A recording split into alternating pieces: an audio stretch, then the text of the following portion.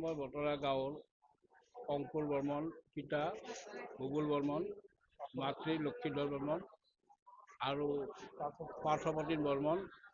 তেওঁৰ দেউতাকৰ নাম হ'ল প্ৰাঞ্জল বৰ্মন, মাকৰ নাম মিতালী বৰ্মন, মাকৰ নাম।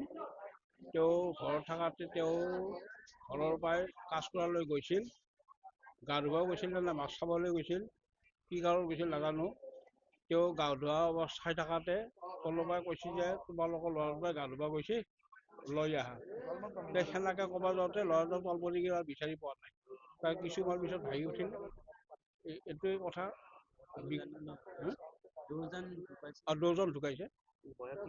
বয়স এজনে মেট্ৰিক দিছে, 16 বছৰ ধৰিব পাৰি ডাঙৰজনৰ, আৰু সৰুজনৰ 13 বছৰ ধৰিব পাৰি। বৰতলা, 1 নম্বৰ বৰতলা। ইয়াত মুকালমা হস্পিটেল অনা হৈছে।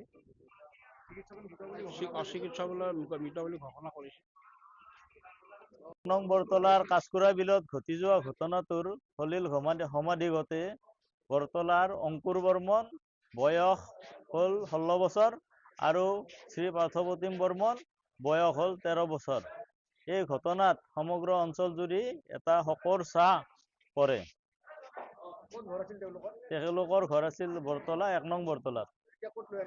এতিয়া মুকালমুৱা অসামৰিক চিকিৎসালয়ত সিহঁতক মৃত অৱস্থাত ঘোষণা কৰে। সিহঁতে গা ধুব গৈছিল। গা ধুব যাওঁতে মানে কি পুখুৰীৰ অলপ দ খাবৈ আছে ভিতৰতে, সেই তাত পৰি কিনে মানে উশাহ নিশাহ বন্ধ হৈ যায় আৰু সাঁতুৰিবও নাজানে, সেনেকে সলিল সমাধি ঘটে।